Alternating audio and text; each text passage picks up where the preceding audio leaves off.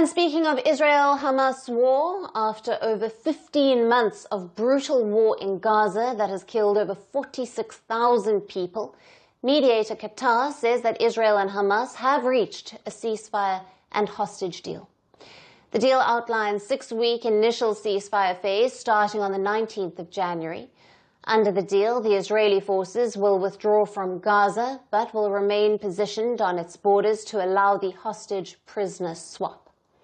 33 hostages will be released in the first stage of this deal, in exchange for about 1,000 Palestinian prisoners.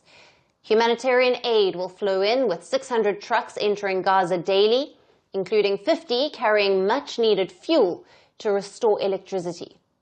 Israel has also agreed to let Palestinian civilians return to northern Gaza through the Rafah crossing with Egypt. Now, the negotiations for a second phase would commence on the 16th day after the implementation of the first phase. The draft states that the second phase would begin only if the first phase remains successful. This is expected to take place from the 3rd of February. The second phase is expected to see a full withdrawal of Israeli troops from Gaza and Hamas releasing the remaining surviving hostages in return for more Palestinian prisoners. The third phase would cover the release of the remaining captives, including the male soldiers and mortal remains in the hostages killed in Gaza. And talks on a multi-year Gaza reconstruction plan are also expected in this phase. More details of the second and third phases will be finalized during the implementation of Phase 1. However, Israeli Prime Minister Benjamin Netanyahu's office blamed Hamas for attempting to extort last-minute concessions in the deal. The statement added that Netanyahu's cabinet will not meet until Hamas accepts all elements of the agreement. Meanwhile, world leaders have welcomed the announcement of the truce agreement. In the United States, President Joe Biden, as well as the President-elect Donald Trump, claimed credit for the ceasefire deal.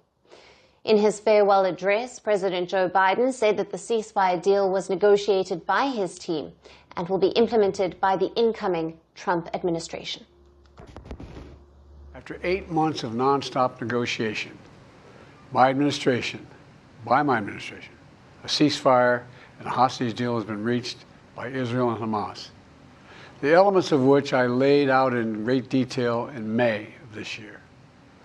This plan was developed and negotiated by my team and will be largely implemented by the incoming administration. Incoming U.S. President Donald Trump vowed to work closely with Israel and said that he will not allow Gaza to become a terrorist safe haven. Iran's supreme leader, who is accused of intensifying proxy war against Israel in support of Palestinians, described the ceasefire deal as Israel's defeat. Now, welcoming the deal, Turkey said that the agreement will be beneficial not just for the West Asia, but for all of humanity. Saudi Arabia called for the need to adhere to the ceasefire agreement and end the Israeli aggression on Gaza. Both Egypt and Jordan called on world leaders to ensure sufficient and durable delivery of aid to Gaza. Meanwhile, the Indian government hoped that the ceasefire will lead to safe and sustained supply of humanitarian assistance in Gaza. Elsewhere, French President Emmanuel Macron called for a political solution to the Israel-Palestine conflict, and European Union called the ceasefire deal as a stepping stone toward lasting stability in the region. China also welcomed the ceasefire deal and expressed hope for a comprehensive and permanent ceasefire. The United Nations also called the ceasefire agreement the critical first step for peace in the region. Now, even as the ceasefire deal was announced and the Israeli attacks on Gaza continued today, at least 4 people were reported dead in a recent Israeli strike on Gaza City. The situation in Gaza remains a mix of cautious relief, hope, and simmering grief after 15 months of ground-leveling devastation. As per Gaza's health ministry, the Israeli offensive in Gaza has killed over 46,000 people so far. Meanwhile, in Israel, the wounds of the 7th of October attack that killed about 1,200 people still remain fresh. Families of Israelis held captive by Hamas also live with persistent grief. The war has created one of the deadliest humanitarian crises of current times, especially in Gaza. The stakes for the success of this ceasefire agreement could not be higher, with Israeli Prime Minister Netanyahu blaming Hamas for extorting last-minute concessions.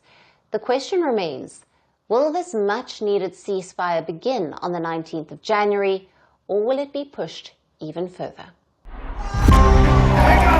From breaking news to the day's biggest controversies, shedding light on the world's top headlines, detailed analysis on the stories that matter the most to you.